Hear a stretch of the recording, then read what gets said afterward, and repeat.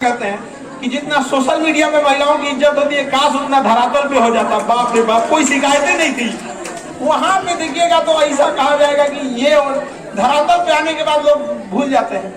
UPSC में दहेज न लिया जाए इसके लिए 10 पन्ना का निबंध लिख के लाएगा और अपने 1 करोड़ दहेज ले लेगा। अरे भैया क्या कर रहे हैं, समझ में नहीं आ रहा है। तो दहेज जैसी समस्याओं को तो हम तो महिला विकास मंच से भी एक चीज कहेंगे कि इस पे भी कोई विचार किया जाए कि जिन महिलाओं को दहेज नहीं लिया जाता है और जो दहेज लिया जाता है, उन दोनों में कोई ऐसा डिफरेंस रहना चाहिए कि समाज को भी मैसेज जाए कि अगर दहेज नहीं लिए हैं तो देखिए किस तरह से आपके परिवार को समेट के रखा गया है, टूटने से बचाया गया है। तो एक काम ये भी तो हम लोग कर सकते हैं। आप लोग ज्यादा हैं, आपकी आवाज ज्यादा महिलाओं के बीच में, आप लोग उनके ग्राउंड रियलिटी को जानते हैं। जैसे हम तो एक शिक्षक है, तो हम सबसे बेहतर ढंग से बच्चों की प्रॉब्लम जानते हैं। उस तरह से आपका जुड़ाव महिलाओं से, शायद उस प्रॉब्लम को भी आप जानती होंगी जिसे वो पब्लिकली नहीं बोल पाती है। इसके लिए गवर्नमेंट भी बहुत योगदान करती है। आप देखिए किसी भी, अभी संसद में हम लोग का नया बिल आया वुमेन रिजर्वेशन के लिए, 1/3 रिजर्वेशन हुआ। अब जाने अनजाने में आप लोगों ने पता नहीं कैसे यूनिटी ला दिया है कि पूरे नेशनल लेवल की जो भी पार्टियां हैं या जो भी पॉलिटिक्स है वो आपके इर्द गिर्द घूमता है। किसी की हिम्मत नहीं है ना, चाहे जितना भी। अब जाने अनजाने में हुआ या कैसे भी हुआ, बस इतना यूनिटी है महिलाओं में कि किसी भी देश के, चाहे प्रधानमंत्री हो या कुछ भी हो, उन्हें पता है कि अगर महिलाओं ने हमारा रास्ता साथ छोड़ दिया तो भाई बड़ा मुश्किल हो जाएगा आगे। ये आपके यूनिटी और आपके दबाव का ही नतीजा है कि 1/3 आप लोग को संसद में आप लोग को प्रस्ताव पारित हो गया। अब जितना जल्दी वो लागू हो सके। अब क्या है भैया, कहावत क्या जाता है ना कि लड़का हुआ तो मुंडल होबे करेगा। अब जब प्रस्ताव आ गया है तो आज नहीं तो कल लागू होगा ही होगा यहाँ पर। तो ये आप लोग का एक यूनिटी है। तो आप अगर एक साथ यूनिटी में रहे तो हमेशा से आपने अपने लिए अच्छा काम किया यहाँ पर। और इसके साथ साथ एजुकेशन के साथ साथ नैतिकता भी होनी चाहिए। कभी ये भावना नहीं होना चाहिए कि हम पढ़े लिखे हैं तो इसका हम घमंड दिखाएं। ये कभी नहीं होना चाहिए। पढ़े लिखने का मतलब होता है और ज्यादा शालीनता होना। जितने ज्यादा पढ़ेंगे, जितना ज्यादा गहरा पानी होगा और शांत होता है। तो ये चीज हमारे मन में भावना रहना चाहिए। वरना पुरुष समाज होता क्या कि मेल की 10 गलती माफ, महिला की 1 न माफ होगा यहाँ पे। इसलिए हमें फूक फूक के कदम चलना है यहाँ पे, इसलिए सोच समझ के चलना होगा यहाँ पे। हम देखते हैं हम समाज को, ऐसा ये नहीं है कि हम कोई बहुत बड़ा, आपने समाज में खुद देखा होगा यहाँ पे।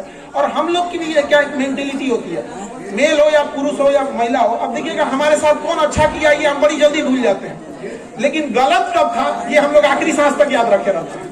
तो इसलिए हम लोग को ये चीजों को भी ध्यान रखना है कि अपनी थोड़ा भाषा शैली हो गई, या जो हम पढ़े लिखे हैं तो कई बार हम लोग को थोड़ा सा, कृष्ण भगवान भी जहर पीना पड़ा था उन्हें, नहीं, बहुत सारी बातों को सुनना पड़ता रहता है। तो हम लोगों को भी समाज में कई बार ऐसा होगा कि कुछ बातें ऐसी बोली जाएगी जो बर्दाश्त नहीं हो सकती है, लेकिन समय के हिसाब से अपने को कामयाब हो कि उसका जवाब देना है। तुरंत जवाब देने में लग जाएंगे तो ठोकर खा जाएंगे। आज से 15-20 साल पहले जब आप लोगों ने महिला विकास मंच की शुरुआत की थी तो उस समय आप लोग को भी बहुत सारी कठिनाइयों का सामना करना पड़ा था। आपने संघर्ष किया, यहाँ पहुंचा, आप इस स्थिति में आ गई है कि आप जवाब देने की जरूरत नहीं पड़ेगी। सारे बैनर हमारे उतार दिए, हमारा आज भी हो रहा है और हम मिले नहीं है। आपकी ताकत, आप सब जैसे लोगों की ताकत हमें मिला। कोई बात नहीं, ऐसी चीजें होती रहती है, मतलब रास्ते में रुकावट आते भी रहते हैं यहाँ पर। वरना फिर सबको एकदम बिना संघर्ष किए ही अगर आप आगे बढ़ जाइएगा तो सफलता के बाद कहानी क्या बताइएगा? क्या बताइएगा कि तकलीफ ही नहीं था? आप क्या कहानी बता दे? खाना बनाने में जैसे आप लोग को बहुत तकलीफ नहीं होती है तो क्या कभी मंच पे आके कहिएगा कि खाना बनाए थे? तो ये तकलीफ ही तो है, इसे सजो के रखिए। एक समय जब राष्ट्रीय मंच पे जाएंगे तो हो सके तो आप दिल्ली में जाके इस बात को कहें और पूरी दुनिया से सुने कि आपको कितना संघर्ष करना पड़ता है। सबके जीवन में संघर्ष आता है, लेकिन वही संघर्ष का जब तक कामयाब नहीं होते हैं वो संघर्ष तो किसी काम का नहीं। लोग आपको अंडर एस्टिमेट कर देंगे यहाँ पर। फिर भी आप सबको कहते हैं कि बच्चियों को पढ़ाइए, 2 रोटी कम खाइए, लेकिन उन्हें पढ़ाइए। इसलिए नहीं कि उन्हें नौकरी करना है, बल्कि इसलिए कि जब विकट परिस्थितियां आए तो अपने पैरों पे खड़े हो जाए यहाँ पर। और शिक्षा के साथ साथ संस्कार बहुत जरूरी है, क्योंकि हम भारत वाले किस चीज पे, पूरे विश्व पे हम किस लिए जाने जाते हैं? एक अच्छे सभ्यता और संस्कृति की वजह से। वरना पैसे के मामले में हमसे लाख अमीर देश है यहाँ पे, हर चीज है। हमारे इतने दिन हम गुलाम रहे, कभी विदेशी आक्रांताओं का, तो कभी हम लोग अंग्रेजों का, हमसे बहुत सारी चीजें छीन ली गई। सोने की चिड़िया कहलाते थे, हमें बेरोजगारों का कबूतर खाना बना दिया। सोने की चिड़िया से हम लोग। लेकिन एक चीज है जो हमसे कोई नहीं छीन सका, हमारी सभ्यता और संस्कृति। और ये जब तक दुनिया रहेगी, भारत की सभ्यता और संस्कृति रहेगी। और ये हम सारे महिला पुरुष सबकी सामूहिक जिम्मेदारी बनती है, इस धरोहर को बचा के हम लोग रखे रहे। हम लोग को मॉडर्न बनना है, लेकिन वेस्टर्न नहीं बनना है। मॉडर्न बनने के चक्कर में हम लोग को वेस्टर्न नहीं हो जाना है। यहाँ पे आप जितना आगे जा सकते हैं, लेकिन अपनी संस्कृति में रख के आगे बढ़े आप लोग। हमारी यही शुभकामनाएं हैं और सारी देश की